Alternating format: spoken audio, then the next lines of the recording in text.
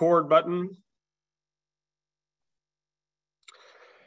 Hi, everybody, and welcome to the latest edition of our Talent Acquisition Next Practices monthly series. My name is Mark Walker, and it's a pleasure to have everyone join us on this, as we said, cold Thursday in Minnesota. It's not much warmer in Chicago, quite honestly. So, and we're expecting snow. So hopefully we will find some ways to entertain ourselves with a great discussion on how we're thinking about total rewards, the whole employee and the equation to attraction and retention, especially at the hourly, frontline, early career level. We have a great lineup here set up, and I'm excited to kick that off.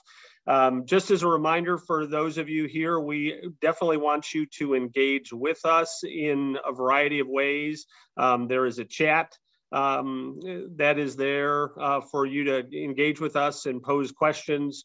There is also a closed caption feature, so we can make sure that this is accessible to a variety of folks. And then there'll be times when we certainly would love to hear your voice and to come off of mute, and we will invite folks to do that in various parts of the discussion. Joining me is Lori Likens. Good to see you, Lori. Thanks for the weather report in New York. Yep. I'd also tee up that we have a great series of calls set up beyond this. We continue our Getting Hybrid Work Right series, and we are going to be unveiling headlines from our Flexibility or Flight research on the 3rd. A week later, we are going to have our strategic HR session where the head of HR from Cisco will join us. And then on the 24th, right after our annual conference, we will have 2 folks from Accenture join us and share with us, I think, some interesting insights around how they are using virtual reality for onboarding and actually take us through a little bit of that experience as a part of it. So I'm excited to unveil that. As I mentioned, the other piece is we are in, the last weeks of preparation for our Next Practices Now conference in Scottsdale, Arizona. It wasn't that much warmer there yesterday as they had sleet and it was 50, which felt like -2, Tim, to them. So it was definitely a tough thing, but we're excited to have a rich lineup of practitioners and thought leaders as well. We added a virtual option recently, and so organizations that are still in a no travel situation, we'd love for you to join us, and you can see the options for registration on our website, so please feel free to do that. As a grounding, we always ask our guests to share potentially a quote or whatever to get us kickstarted. And I really appreciated what Tim and Rachel shared, which is this: you need to be aware of what others are doing, applaud their efforts, acknowledge their successes, and encourage them in their pursuits. When we all help one another, everybody wins. And it was probably enlightening for me to read a little bit about Jim. Just as a person and how he has dealt with blindness in his world. So I appreciate that as a whole. And as I introduce our guest today, I definitely will be interested to hear how this helps ground you, Tim and Rachel. But one more thing before I get there is we have been doing a significant amount of research, obviously, around the future of work, thinking about how talent is reshuffling. We're in some aspects of our world getting tired of the great whatever we insert in there, but we realize that it is a reality of the changing environment. But we are very focused on thinking about what's impacting the attraction and retention of talent. And our research is really telling us that that is changing in terms of what we're thinking about, in terms of what attracts talent, from flexible work arrangement internal mobility. And, you know, if you notice on this list, compensation is actually down further than it's likely ever been. And I think there's some great storytelling that we have set up here as we introduce both Tim and Rachel to the group. Good to see you both, and thanks for taking some time to share Target's story today. So maybe the best place to get started, and you know, I'll jump in, is maybe I could get each of you to introduce yourselves. Tim, do you want to go first, and then we'll turn it over to Rachel? Yeah. So thanks for the time today, and thanks for having me. Excited for this discussion today. I'm Tim Smith. I'm the Senior Vice President of Pay and Benefits for Target Corporation. I've been with Target for about 15 years. Most of my experience at Target has been on the finance and accounting side, and I've been in this role for about a year right now. So excited to share kind of the journey that we're on and get insights from the rest of you here as well. Yeah, hi everyone, Rachel Keeter-Lampy. I work on our stores HR team, specifically in planning and delivery. So everything that we deliver to our stores population, which is our largest population, comes through our team, and we help determine timing and how to best complement that with all of the different things that are going to our team members. I've been with the company for almost 16 years. So most of my background is in stores and in the field. I've done pretty much every HR job we have in stores and field all throughout the Midwest, and then been at our headquarters for the last 2.5 years in some different roles supporting our stores HR teams. Awesome. Well, one of the things that I think was most excited about is we are seeing such an interconnection across HR, especially in bringing TA into our talent management practices and thinking much more broadly about the employee experience. That usually we have a TA leader on the call, and I love that we're breaking the mold a little bit and having some connected perspective to, I guess, help lead the connection of where we're going here. So, obviously everybody knows the brand, the logo, in terms of Target but I would love for you both to share a little bit of maybe a little behind the scenes. I know you have some numbers that you've teed up around just the framing of the talent population. Can you give us a little bit of background on, who Target is from that perspective? Yeah, Mark, I'll jump in here. I think the important numbers are here on the page. So over 350,000 team members spanning across our stores, supply chain, and headquarters. And you'll notice here within the numbers that over half of our team member population is female, and over 50% of our team member population is ethnically diverse. I think the other important factor when you look at our scale and scope is that 84% of our team is in stores. And then if you combine that with our distribution centers, we have 96% of our team member population is in the field. And so, as we're making decisions, we have to think of all different considerations of where team members are located. They're all across the United States. And then also what type of roles do we have throughout the organization? Like I said, we have everything from a frontline store team member to a warehouse worker to headquarters. And so we have a very diverse team member population. And so, with the sheer number of team members and then that base that's across the entire country, it's really important that we're all aligned. And that's where, our mission and culture come in. Our mission to help the families discover the joy of everyday life. We do that through retail and how that comes to life through our stores, online, drive up, order pickup, shipped, etc.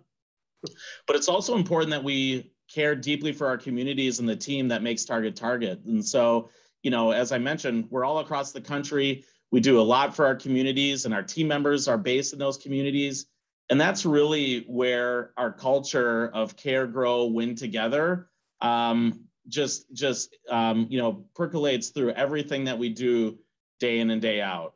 The quote you had up here earlier about how we kind of win together, we really believe that in taking care of the team, it's how we're going to win as a retailer. And, as we get further in the discussion today, we'll talk about how we put the team member at the center, and how we really, again, our culture of Care, Grow, Win Together helps us and guides us as we're making our decisions.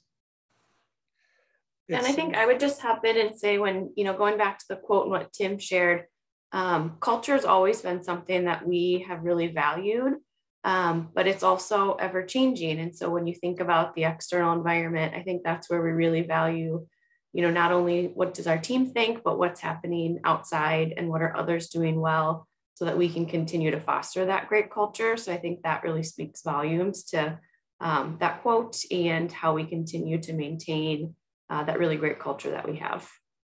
Yeah, well, I know without giving much away, I know that has part of your reward strategy has been to really listen well, to inform that. And I think that's a phenomenal piece of our research. We talk about purpose, and connection as a piece of this. And I think, there's two parts of my brain, and I think lots of folks that say, man, I imagine the cost, of changing one benefit for this mass population, and what really needs to go into that mindset of, is there going to be a return? What's going to be the impact to retention and so on and so forth. And I think that is contrasted sometimes by the purpose component of that probably is a low cost, no cost, potentially piece that really rallies people to say, man, I'd go there for a couple dollars less per hour simply because of how they treat the people that come to work at Target and the customers that obviously are throughout your stores and experience overall. That's very cool. So thanks for the stage of that. And Tim, I imagine from a finance perspective, that's something that you probably come in and say, yeah, I understand very clearly that decision has lots of zeros behind it. Is that a fair way to frame that? Yeah. I mean, it's certainly something that we have to consider the scale of anything that we do and the implications to it. To your point, also, we know that different segments of our team member populations need different things. And so that's an important part of our consideration set as well as, and you mentioned our listening strategy earlier, and we'll dig a little bit more into that, but, the needs of a store team member versus a warehouse worker versus a headquarters worker may be different. And then also, depending on what part of the country the team member is located in, they may have different access to different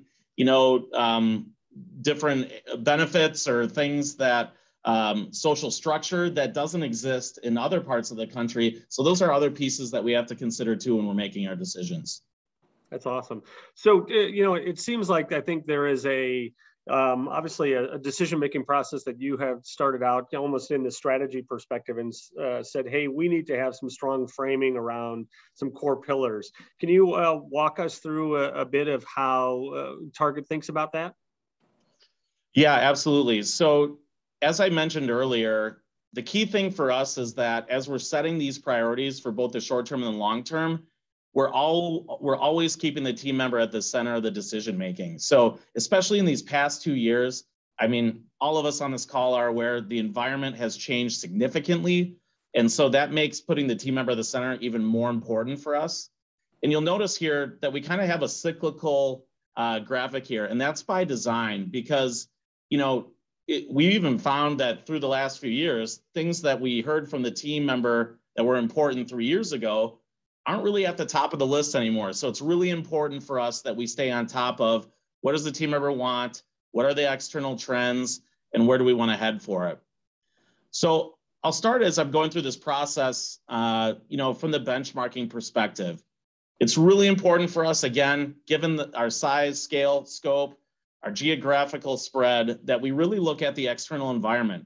What are trends in the macro environment? What are our competitors doing? What are broader impacts to the world? So obviously, COVID being a major impact to our teams this year. How does that impact, the way that we need to think of our total rewards process across the organization? The second one, and this is one that these insights really help us as we're heading towards a decision around any pay or benefit changes that we're going to make. We listen to the team, and we also go a click deeper into what they need and what they want from the employer. We go to, not just to say like, hey, do you want more pay? Do you want this additional benefit? We also work to help to understand what challenges or barriers do they have. So, some key insights that we get are, hey, I'm having trouble paying my bills. Well, what type of bills are you having trouble paying? Is it your rent? Is it, daycare costs? Or is it medical bills and you're struggling with that? And so we review that data to just understand how our current benefits are used, by who and how, and we kind of merge those two pieces together to form our total listening, analysis and insights. So Tim, can I pause you for a second? I love the idea of, I guess, a couple things you said there. One, the click down gets to maybe a more real side of, we've seen organizations say, gosh, we want to get them almost immediate pay. But it seems like that's a blanket approach potentially comparative to what you just said about healthcare, rent, and other factors. The other piece that I hear is that there are potentially large ways for you to organize that, either by region or by employee persona, for lack of a better word. Can you maybe give us an example of a little more detail? Yeah, no, so that's exactly right, Mark. So I would give you an example. The example I just used was, we heard this was 2 years ago from our team members, primarily our store team members, that a top concern of theirs or barrier that they had was paying the bills. And so we took that insight and we dug a little bit further in, and then we actually went into focus groups with our store team members in different parts of the country to understand, like, what does that mean? And we found that, in some cases, it was the pay cycles, to exactly your point, that was impacting their ability to pay bills.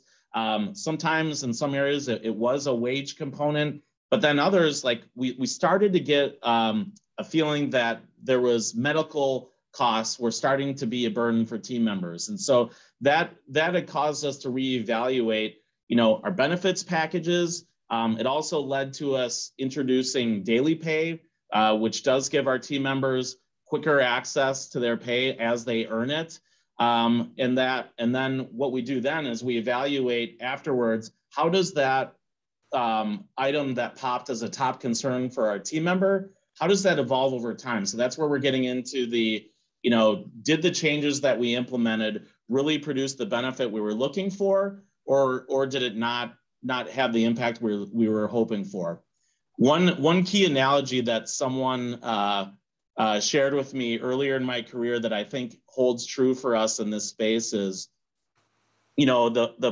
when chunky tomato sauce was introduced, it wasn't necessarily from the population saying, hey, we want chunky tomato sauce. It was something that through additional research, the companies found that, like, hey, this is something that the guests may want.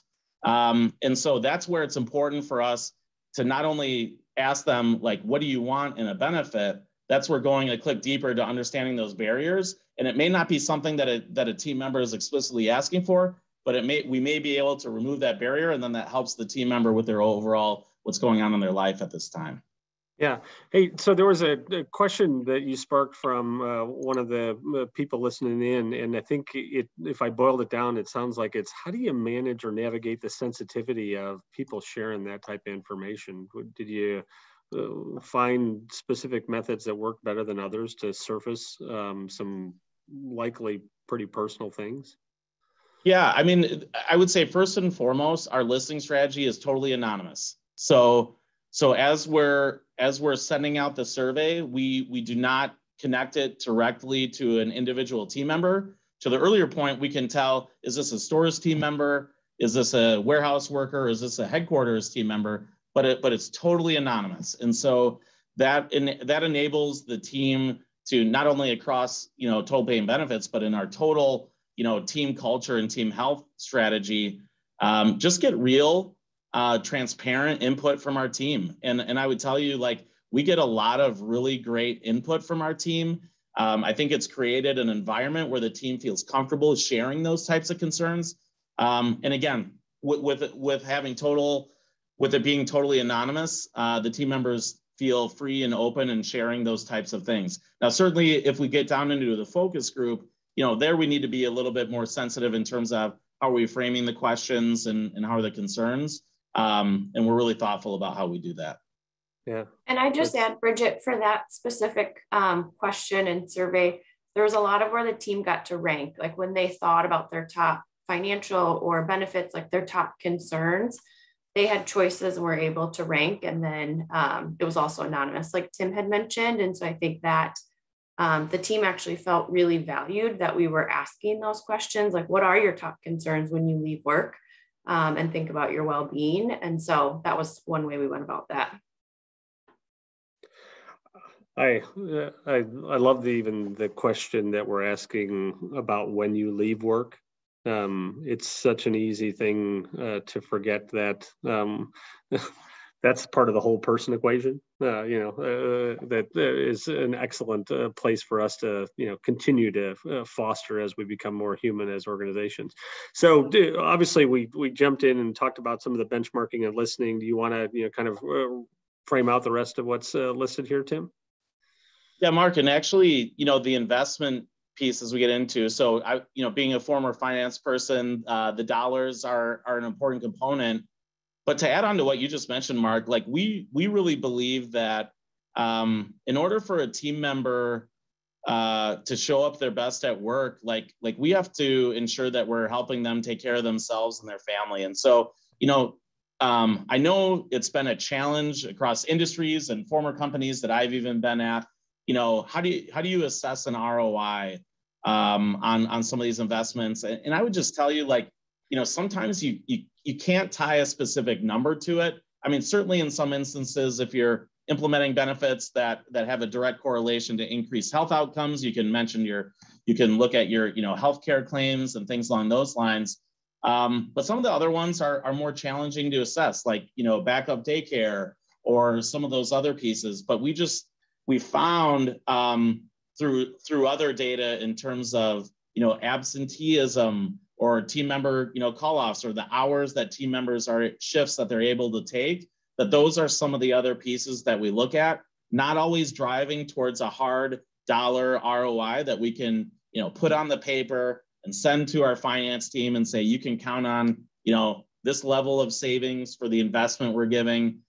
It's really, again, about putting the team member at center and then viewing it as a flywheel that leads to the outcomes we're able to deliver as a business. But we do look at the level of assessment. To your earlier point on scale, we go in eyes wide open, and this is where partnerships across the organization are extremely important. We do a lot of due diligence through the earlier phases. And ensure we're taking the right partners when we get to investment and we're actually getting ready to pull the trigger on it. Yeah. Whoops. Hold on. We're going to go into a quick poll here to the outside audience, but I want to kind of put a pin in that partnerships piece, because I think pulling this all off as a as a total rewards group or as a HR for stores, there's missing components of knowledge that are built into that I think we're going to walk into here in a second. But what I'd love to do is take a moment and pose a question to the group here. We've got an instant poll that we would like your feedback. So we're putting the poll out here, and it's simply this: what are you finding is the most important benefit for attracting early career and frontline candidates? And we're giving you, kind of four core choices here. Is it comp? Is it flexibility? Healthcare benefits, or development opportunities? And would love to get you to answer this over the next 60 seconds. We'll close that and get a quick poll. But Rachel, as you think about your experience in the stores, where's the betting line? What do you think is going to come out on top? I mean, I would probably think something around the development or flexibility in the top two. I know those are both things that we have seen definitely more recently. Tim, you gonna fighter for that with your finance hat? No, I mean, Rachel is here because we have an awesome partnership, between ourselves and the stores team and across the organization. I mean, and I think this is an ever evolving thing as well. Like, I think we'll find over time that, comp is table stakes. And then I think to Rachel's point, then you get into a retention play. And what are the development opportunities? What does flexibility look like? I like flexibility here. And then, it's interesting. It'll be interesting to see how healthcare evolves over time here, but we are starting to hear a bit more of that becoming an important benefit for the team.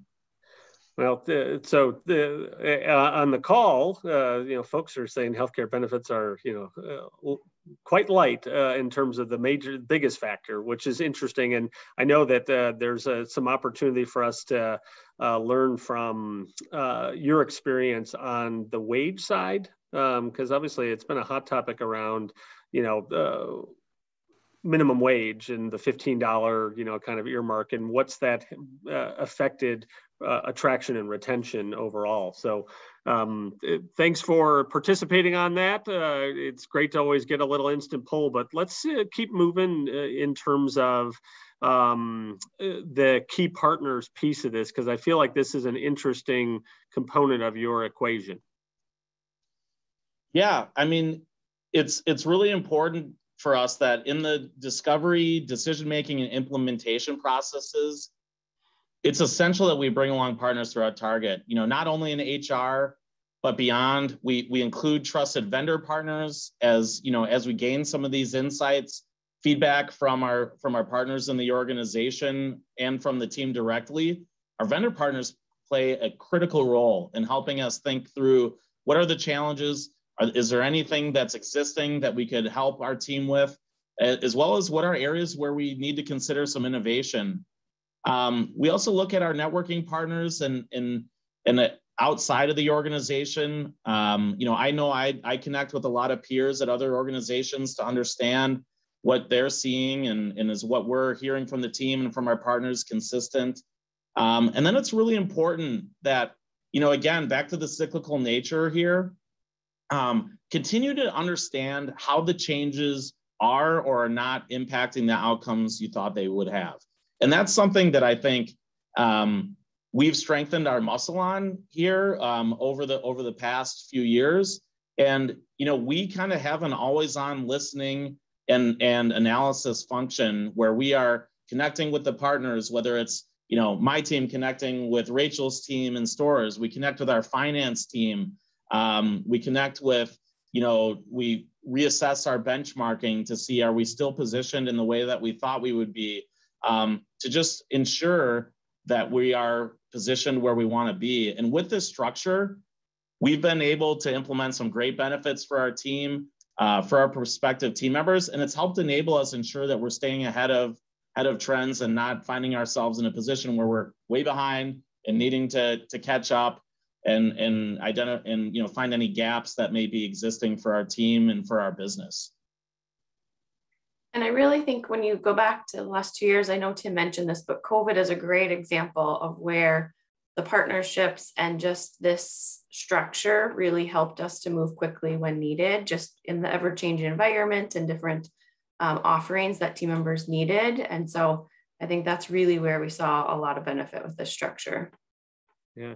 So I'd be interested to hear, what, when you think about the innovation and design side of it, you mentioned obviously the vendor partners. Is there an example that you'd frame up over the last couple of years that you'd say, hey, this really helped us be more impactful to the employee experience? Yeah, Rachel, were you going to share an example there? I was going to share stores one if you want me to talk about Beacon. Yeah, that'd be great. That's where I was going to go too. So it's perfect. Yeah, I think Beacon's a really great example of a partnership that Tim's team had made, and a vendor that has had a really great impact on our stores. I think Tim mentioned, those surveys and talking to our team, and there was identified in certain markets where we have different gaps based on the socioeconomic situations. And so we were able to add in, we actually have individual consultants that go to these stores and spend time with our team members and help leverage resources they have on, where can I best find shelter if I need it, or food, or how do I best create a savings account, whatever it is that they need. And that has been a huge success in our stores, lots of usage and lots of really cool individual stories that we have seen from that. And so that's the first one that popped in. Tim probably has a lot of examples because there's a lot of different vendors, but from a really impactful to our team, that definitely popped into my mind. Love it. Okay, Tim, now you have to make up another one. That's just the way it works. Yeah, no, I would say the other one is in our benefits program, creating like it's sort of like a target advocacy model with our healthcare providers. So it's called the Bullseye Health Spot. And, we all know healthcare benefits are extremely challenging to navigate, and it can be hard to know where to go when you have, a certain item catch up or come up. And so the Bullseye Health Spot is one where we have a dedicated team that fully understands, targets full benefit suite. So while we have a vendor who helps us with this, they understand, what are we doing through healthcare? What are we doing through mental health? What are we doing through tuition reimbursement? They know the full suite of the program. So anytime a team member calls and says, hey, here's the issue that I have, where do I go? What do I do? This vendor has all the different aspects right at their fingertips. They're able to help escort the team member along the process. And the important thing too is they stay engaged with that team member throughout the entire process. So we had an example of a team member going through a major surgery. The Bullseye Health Spot helped them identify where should they go, who should they contact, and then after surgery and they were dealing with their claims, the Bullseye Health Spot had all the background context for them, and we're able to help them navigate the claims process as well. And this is one we've gotten huge positive ratings from the team on, in terms of, it just takes that additional stress of having to navigate some of those items themselves off of their plate. And it's been a really big win for us. Yeah, it's a great example. And, it makes me think of the recent work that we've done on well-being and thinking about the multiple lanes of support that people need in there. And you just mentioned a few, obviously, from a financial well-being, from a health, and mental well-being. There's just so much that is layered underneath here. And we saw that high-performing organizations really broke it down into 5 or 6 major segments to, really think holistically about that impact. So I appreciate the depth at which you're sharing there. And it's also, I think, just cool to see the excitement at which you share it. There's something to that story that goes, hey, this really works. And, quite honestly, you got to see real life, tangible impact on there, in terms of getting people's health and probably back to work at some point, which is probably a good outcome. Exactly. So, anything else you want to add before we, continue to move forward from this? No, that's great.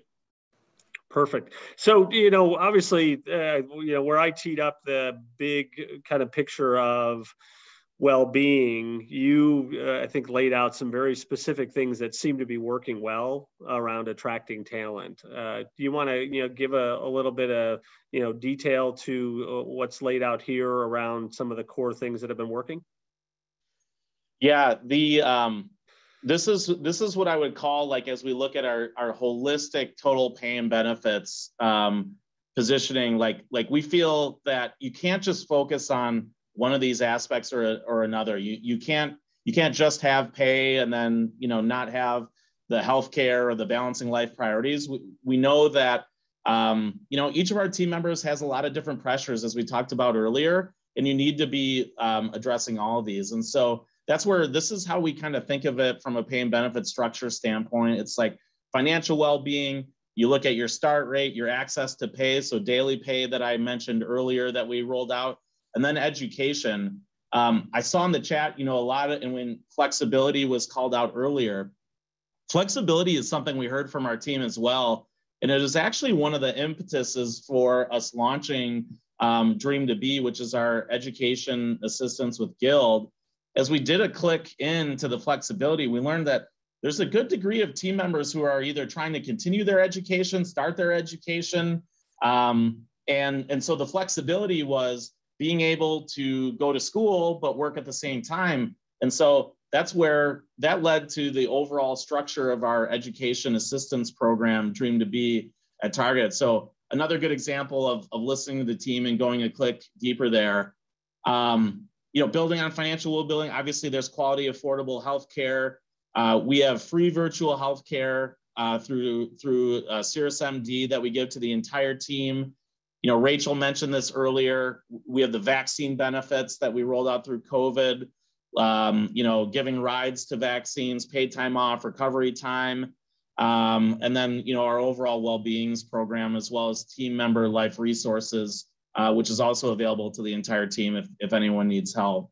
So, and then balancing that off with life's priorities. I've mentioned backup care a few times. That was another one the team, we heard from the team was really important to them. And then paid time off for COVID, but also expanded family leave. And so, as you look at these in total, you can imagine the changes and investments have made big impacts on the teams, but just adding more to the list of offerings alone isn't enough. Rachel in a little bit is going to share about how, again, our culture of care, grow, and win together isn't just through pay and benefits, but it's through other things that we're doing as well. And we need to have a deep understanding of what our team members need as well. It's awesome. Lori and I were talking beforehand, is how do you tell the total rewards story overall? Is there something that you're doing uniquely to make sure that either from an onboarding, from a EVP, are there places that you're able to bring this forward, and again, give that bigger picture? Yeah, we have a pay and benefits engagement team that solely focuses on how do we educate our team on the total offerings, how do we build awareness of them, and then back to the partnership aspect. Yeah. With our stores organization being so huge, like we know that they know best how to communicate with the field and the store team members. So we'll engage with Rachel and her team on how do we get this message out to the store. And again, it's a two-way street. So we will hear from the field like, hey, there's some confusion around Dream to Be, the education offering. Here's some common questions. So that enables us to, again, with an always-on approach, address some of those questions and concerns beyond just the annual enrollment times or when the team member is onboarding and those other moments when you usually get that information.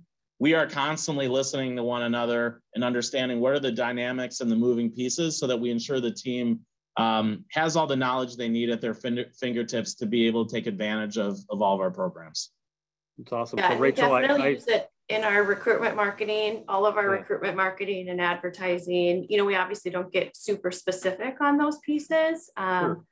But when team members start with us on their first day, we also talk to them, take some time to talk about benefits. There's an HR in all of our stores. And so they're the ones that do that onboarding. And so they'll spend some time giving them an overview. New team members also get an email from Tim's team that will outline the things that are available to them. They have access online. So lots of different ways for them to get access or to see what's out there and to learn more.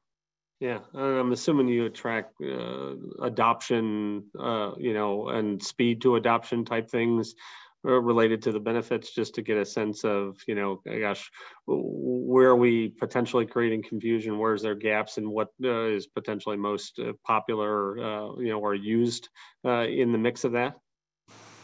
Yeah, we have an ongoing process in our team where we look at enrollment. We also look at utilization. Again, it's really important for us that we have the tools, the benefits, the total rewards that are going to be most impactful for the team. And so there's also examples of, benefits or things we try where it doesn't resonate with the team. And, it turns out to be not as important. And, we have the mantra at Target of fail fast. And so, we try to, identify pretty quickly when something's not working, understand, is it foundational or is it a tweak that needs to be made? And then we adjust as we go along. So it's really important. We track all those things on an ongoing basis to ensure we're providing the right benefit to the team. Yeah, that's a trick in terms of making sure that you can fail fast. But I think Rachel, that may be the tee up a little bit of that $15 kind of headline and maybe some other things that are coming to mind. Yeah, great segue. And so I think one of those moments where we learned a lot is when we announced that we were going to $15 an hour. And I think most people would assume, right, as you raise your pay, you will just be able to attract and retain. Well, back in 2019, we weren't exactly seeing that. So we were making that move to 15. We were continuing to raise wage, but we were actually seeing higher turnover. And we weren't quite sure what was going on with that, since we were anticipating things to go the other way. And so after we did a lot of different analysis, both talking to our teams, but then also leveraging our talent analytics team to really take a look much closer at the data, what we found out is that as we were raising wages, our team members didn't necessarily have as dependable of a paycheck. And so this was happening unintentionally from some org changes we were having. And so at the end of the day, when we talk to our team, it's really about that paycheck. And so if they're getting less hours and more pay, they don't care that the pay is higher, right? They want to make sure that they've got a dependable paycheck that they can count on so they can pay bills and plan their lives and things. And so that was really a good learning moment for us to sit back and say, gosh, it's not just about the pay. There's more to this. And that really led us to a strategy that we've now been in for a couple of years, which is high level outlined on the next slide. But the strategy is really about taking the time, and this is where our culture comes in, taking the time to talk one-on-one with every single team member to understand what is it they want from their schedule. So how many hours do they want? When throughout the week do they want to work? What other areas in our store do they want to work? And that gets a little bit into that flexibility that we had in the poll, but also that team member and leader connection, which I think sometimes we maybe don't value enough. And that meant a ton to our team. And so this is something we do every couple of months.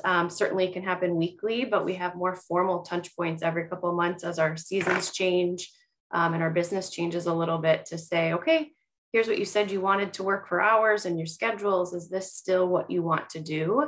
And based on that connection point and being able to leverage some new tools and reporting and resources that we have, we were really able to turn that around so that we were seeing the benefits from the $15 an hour.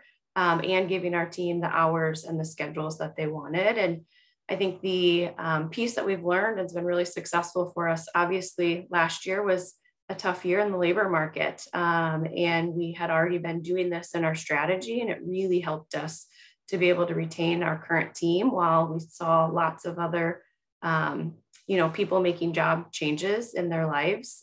We had that connection with our team. So that was, something we definitely learned from and is a strategy that's really, really helping us.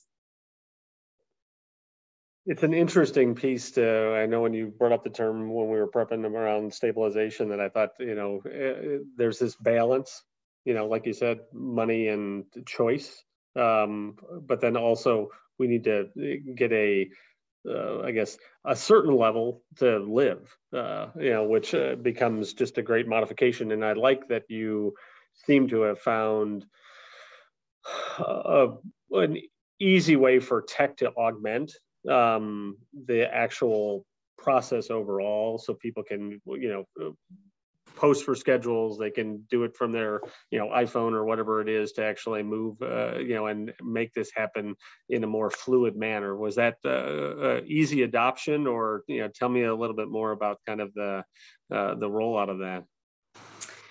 Yeah, I think from a tech standpoint, I think, most team members are very, they want schedules, they want things in their hands. They want to be able to communicate through technology. And so, yes, I would say that as we've been able to unlock some of those pieces, it's been very well received. We had some data comparing when we tried something like this a few years ago, and giving team members functionality, and it's night and day. As soon as we turned on things where they could access schedule from an app, they're in there every week and they're using it very frequently. That's just, if you think about how we all live our schedules and our lives and things like that, it's on a device. And so that definitely has been a key part.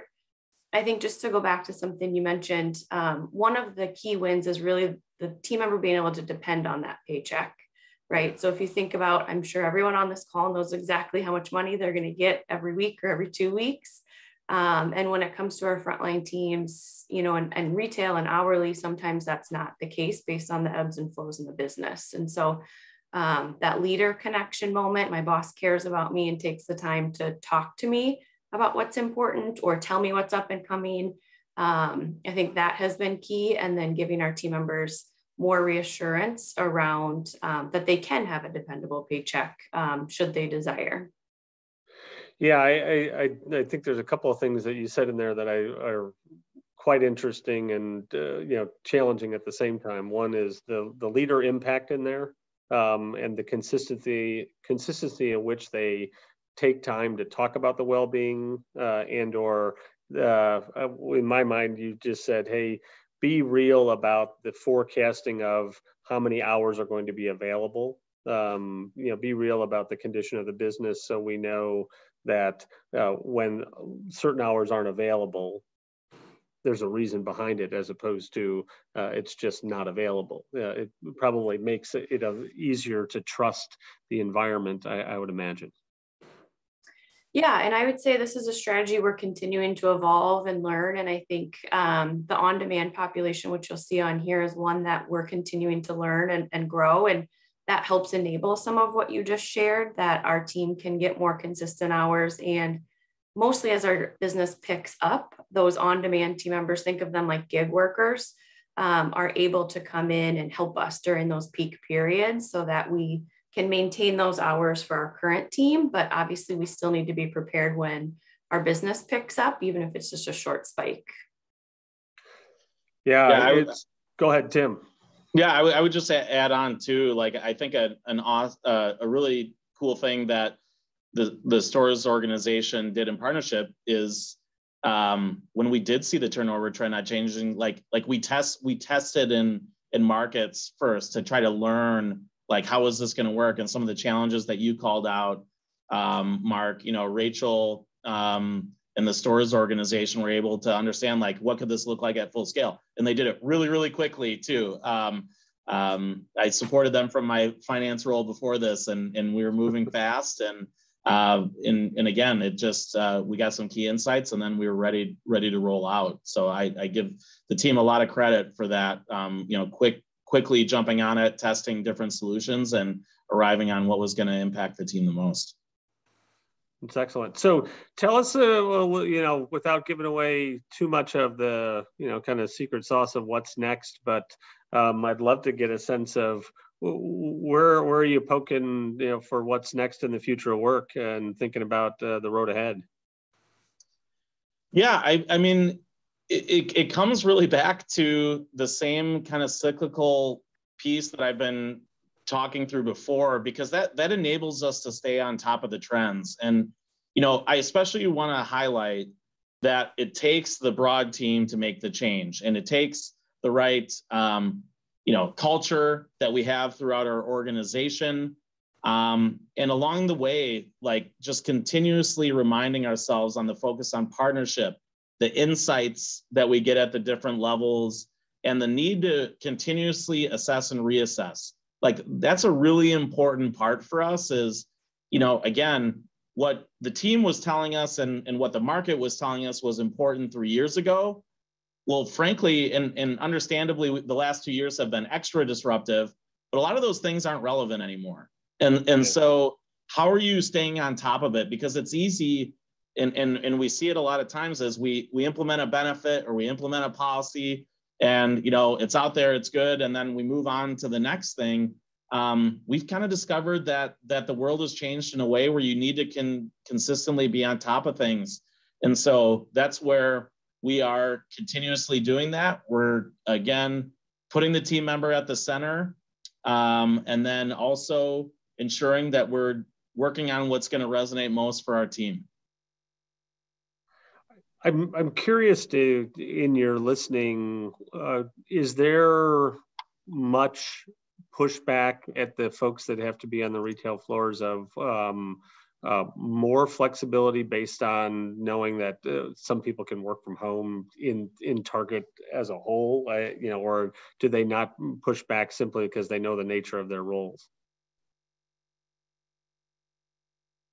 Yeah, I can hop in. I would say our Insights does a really nice job of tailoring some of the things that we ask based on even their jobs. And so some of the questions that we ask our headquarters teams are different than what we might ask our stores teams for some specific things, right? Like we're asking questions around our headquarters team on how they're feeling from working from home. We don't ask our stores teams those questions, knowing that that's not something we're set up to do at this point. I will say, there are certain things that we hear from our store directors, our executives, and, things that we'll continue to look into. I think the future of work in stores in 5 years will probably look very different than it does even today. So we're certainly listening to what they have to say, but we ask different questions based on the audiences. Yeah, makes perfect sense. Yeah, I think that's a great call out. And I would just add, the one point of positive feedback we've gotten from the field is that the virtual environment has somewhat leveled the playing field in terms of accessibility.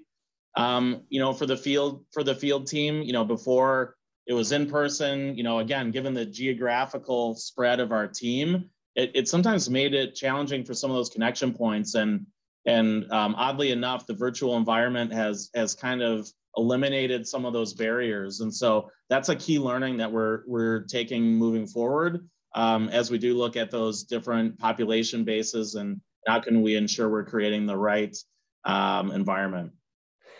Do you notice in your kind of when you're looking at where talent is going if they don't choose Target and get a sense of the non-traditional competitors for talent that are arising, for, I guess that group that are typically your hourly workers, where they're going? I would say it's very different by market. For us, it's different in California than it would be in New York. And so those our leaders that lead within those markets, they definitely know, but I don't have one specific one to say across the country, here's our number one.